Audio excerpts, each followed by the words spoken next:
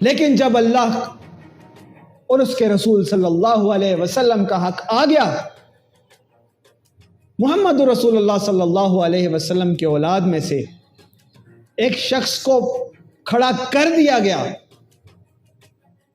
تو اکثر لوگ پیچھے بیٹھے ہوئے ہیں۔ وہ آگے بڑھے گا تو ہم آگے آئیں گے، وہ تو خود پیچھے بیٹھا ہوا ہے، ہم کیا کریں اس کے اندر؟ آگے اپنے خواب بس سنائی جا رہا ہے۔ هذا باطل باطل باطل۔ السلام علیکم ورحمۃ اللہ وبرکاتہ۔ آج کل یوٹیوب کے اوپر یہ بات وہ بہت زیادہ پھیل گئی ہے کہ محمد قاسم کون ہے جو اپنے خواب بیان کرتا ہے، کیا یہ واقعی امام مہدی ہے؟ اس کے اوپر ایک اچھی خاصی یوٹیوب کے بحث چل رہی ہے۔ دیکھیں، پہلے امام مہدی ہوتے تھے جھوٹے دعوے دار، چند ہزار کی فوج لے کر انگریزوں اور مصریوں کی فوجوں کو اڑا دیا، برے لوگوں نے بیعت کر لی، داڑھی پگڑی حلیہ بھی عربیوں والا، محمد بن عبداللہ نام ان کا، کچھ آئے خانہ کعبہ پہ قبضہ کر لیا اور کئی دنوں تک قبضے رکھا اور امام مہدی ہونے کا دعویٰ کر دیا۔ اور آج کل ہمارے حصے میں کیا آئے ہیں، اس جنریشن کے حصے میں کیا آئے ہیں، وہ کہ جن سے پوچھا جائے کہ آپ کو عربی آتی ہے تو وہ آگے سے کہیں گے الحمدللہ رب العالمین الرحمن الرحیم مالک یوم الدین۔ اور ایک یہ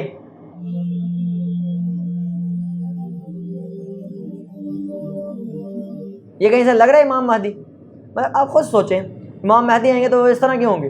بھائی وہ ایسے ہوں گے کہ ان کو دیکھ کر ویسے اللہ اور اس کے رسول یاد آئیں گے، اور اس کو دیکھ کے کیا یاد آ رہا ہے؟ اس کو دیکھ کر تو واقعی ایسا لگ رہا ہے کہ کسی نے اس کو چپیڑے مار کے اسٹیج کے اوپر کھڑا کیا ہوا ہے کہ تمہیں یہاں کھڑے ہو کے کچھ نہ کچھ بولنا ہے۔ باقی یہ امام مہدی ہے تو کوئی ثبوت دے۔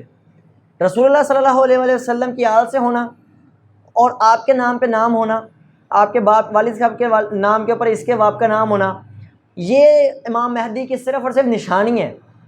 یہ کوئی بھی اگر کسی کے اندر بھی ہو تو ضروری نہیں کہ وہی مہدی ہو، ورنہ کتنے محمد بن عبداللہ آئے ہیں اور سیدوں کے اندر آئے ہیں۔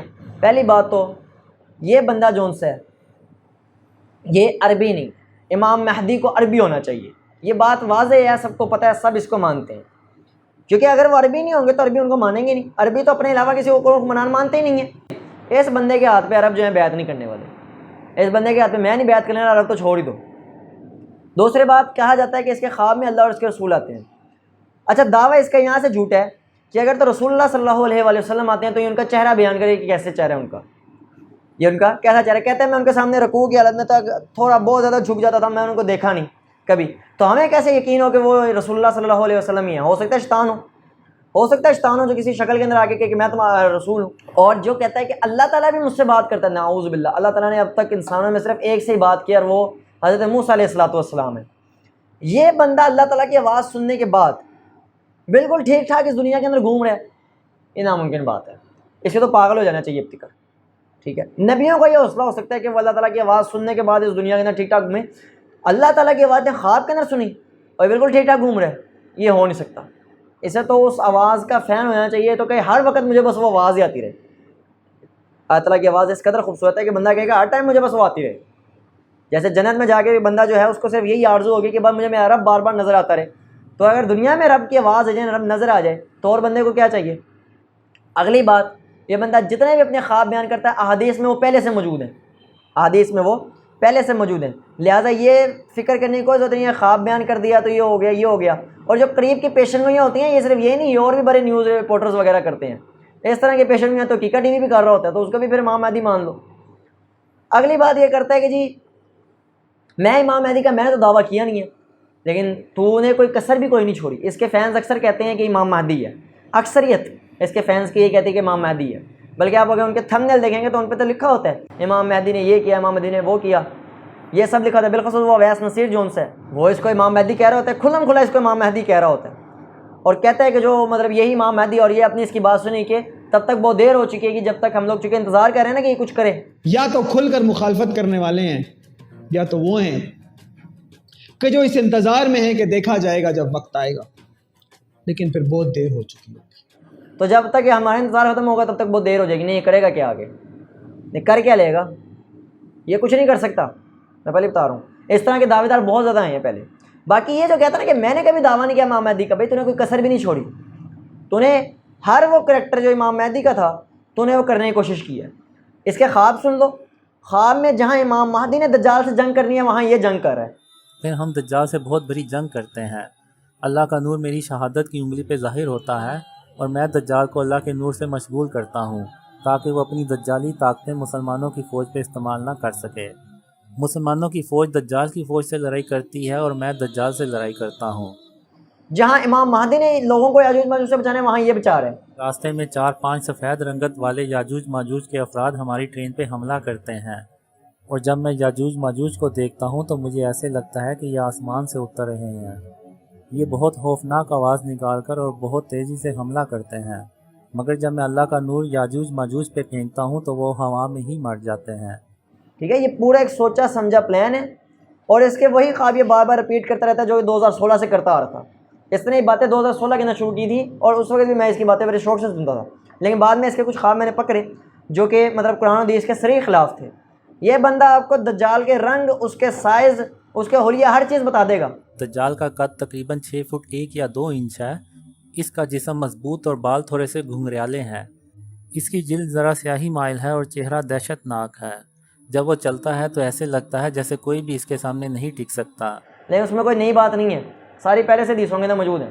یہ بندہ ہمیں یہ بتا رہا ہے کہ ہماری عوام اس وقت قرآن و حدیث سے کس قدر دور ہے۔ اگر تو ہمیں قرآن و حدیث کا علم ہو، ہم کبھی بھی اس قسم کے فتنوں میں مبتلا نہ ہوں۔ اور اس کے جھوٹے ہونے کا یہ بھی کافی ہے کہ لوگ اس کو امام مہدی کہہ رہے ہیں اور یہ انہیں روکتا بھی نہیں ہے۔ علیہ السلام کو اپنے سامنے پاتے ہیں تو وہ یہ احساس ظاہر کرتے ہوئے کہتے ہیں، قاسم، اس کا مطلب یہ ہے کہ تم ہی امام مہدی ہو۔ یہ سن کر میں ان کی طرف واپس مسکراتا ہوں اور میں اپنے آپ سے سوچتا ہوں کہ بہت کچھ ہو گیا، اور میرے بہن یا میرے بھائی نے تمام واقعات جن میں غزوہ ہند، دجال، تیسری عالمی جنگ اور دیگر واقعات بھی تھے وہ سب دیکھے، لیکن اب عیسیٰ علیہ السلام کو سامنے دیکھ کر ان کو پورا یقین ہوا۔ اور دوسرا ایک بندہ، اس نے مفتی مینک حافظہ اللہ ان کی آواز کو ڈب کر کے ان کے منہ سے کہلوایا کہ امام مہدی ہے۔ اس نے کچھ بھی نہیں کہا، نہ اس نے کچھ کہا، نہ ویس نصیر نے کچھ کہا۔ I will openly announce now that Allah has shown us the first major sign towards the day of judgment. Yes, I'm saying Al-Mahdi has appeared, although he has not yet become a current leader, but he has emerged. I will not conceal this matter because it is time for the Muslim Ummah to know. I'm talking about Muhammad Qasim bin Abdul Karim. It should be noted that Qasim has never claimed to be the Imam Mahdi. He is only fulfilling the command of Allah and Prophet Muhammad, peace and blessings be upon him, to share the mubashirat shown to him. حالانکہ اس video کے views بہت زیادہ ہیں، یہ ہو نہیں سکتا کہ ان تک وہ ویڈیو نہ پہنچی ہو۔ They are trying to really push that this person is al-Mahdi. Usually when a person struggles with their mental well-being, as a Muslim, they begin to feel that they have these supernatural powers.